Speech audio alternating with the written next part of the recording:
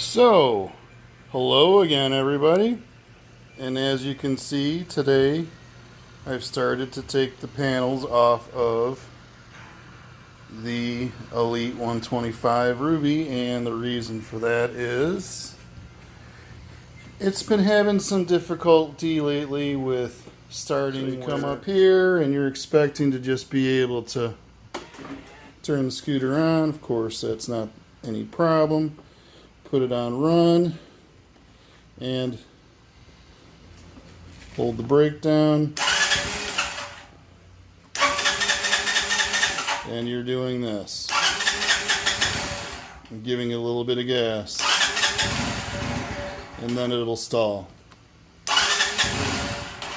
So this has become a daily thing where even if I ride this bike, once a day, it comes back. And I just scanned over the part that I believe is the problem, and that's the automatic choke, or this particular part here.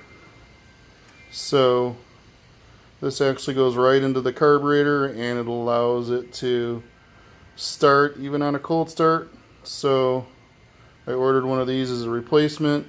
So far I have taken the panels off. First you take the left and right side cover off, and then you take the seat off along with the front cover, and it just gives you a little bit of room in order to get to the carburetor. So you can actually see the auto bystarter.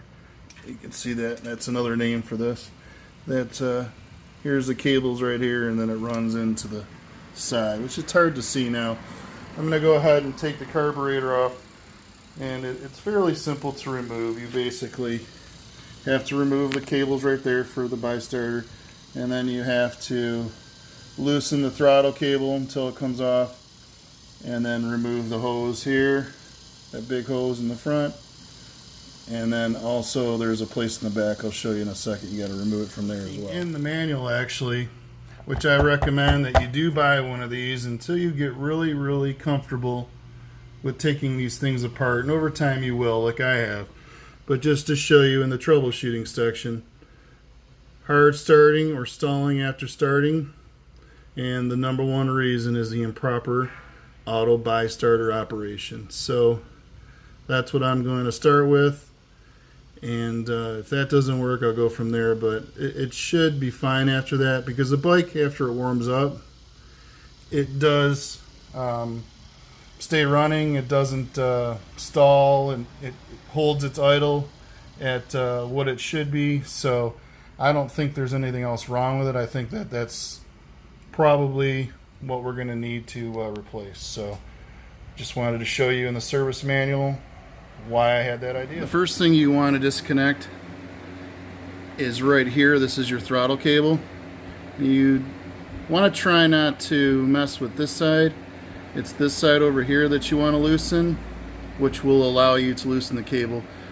And then this is actually showing you about where it should be as far as how taut it should be. So once you remove that, then you can see the little band right there that is part of this tube, your air cleaner tube. And there's a screw right there.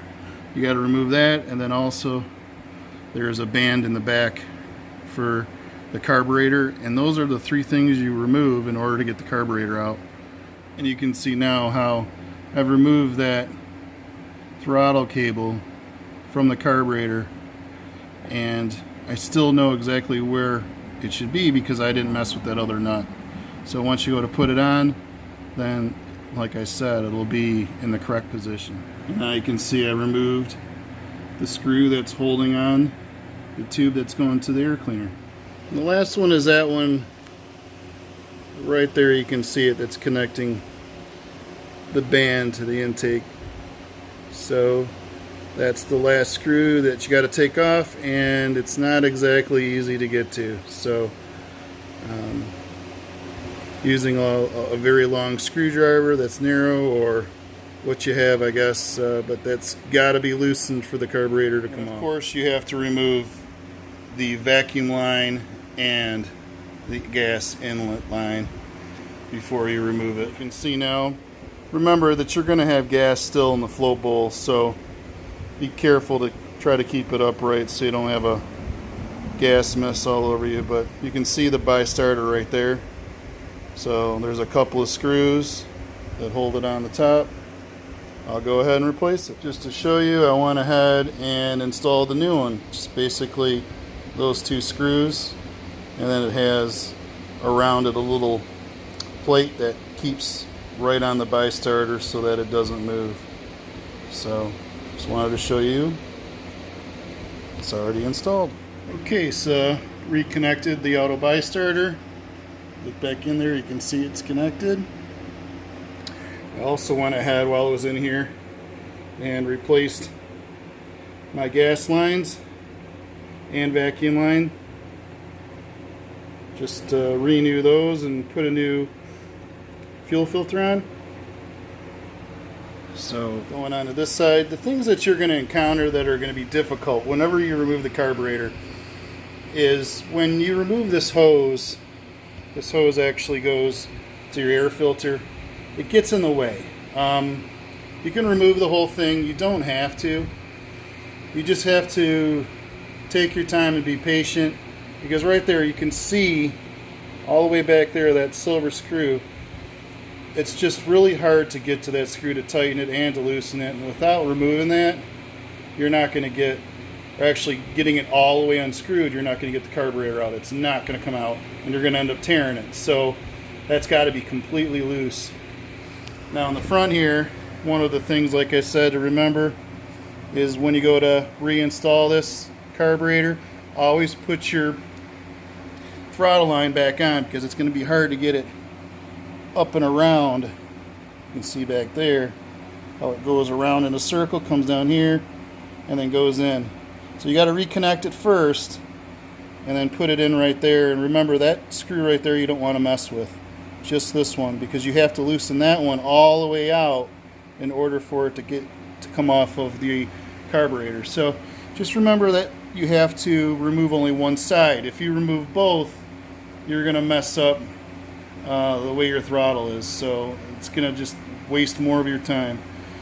They only have to be hand screwed on. There's no way that's going to come off.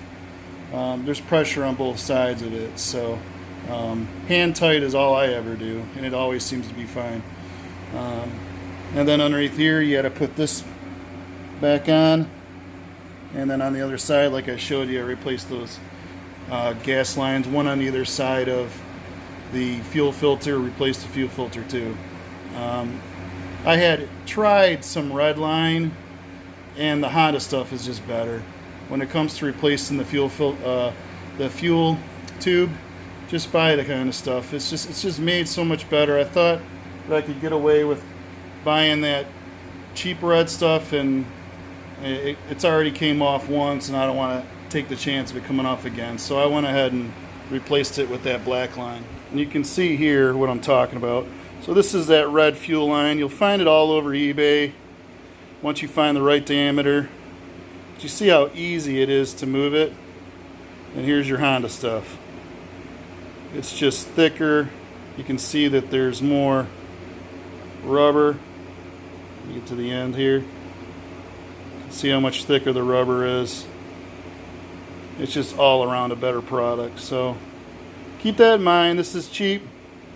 This is like $6 for probably 5-6 feet of it. For this, there's actually a seller online right now who's selling it by the foot, because otherwise you got to buy it in like a 10-foot length, and of course you only need about a foot or less of it. So find the guy who sells it by the foot, and it'll save you some money. So just wanted to show you when you go to replace those, the difference between the two. Now the first time you start it up, it's not going to be a super easy start, and you already know that going into it, that when you take the carburetor off, then there's no gas in the, after you go to reinstall it. So you got to get gas back going through the carburetor in order to get it to do anything. So I'm going to try here real quick and see if it will start, but I'm not sure if it will or not. Try it.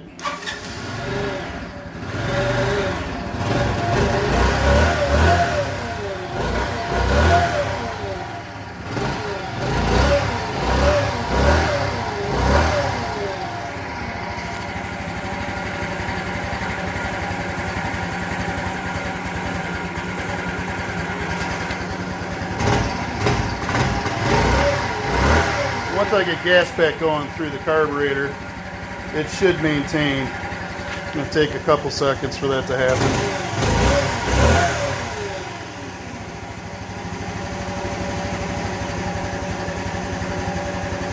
Keep in mind where your idle screw is, because you may need to adjust it, and that's that screw right there.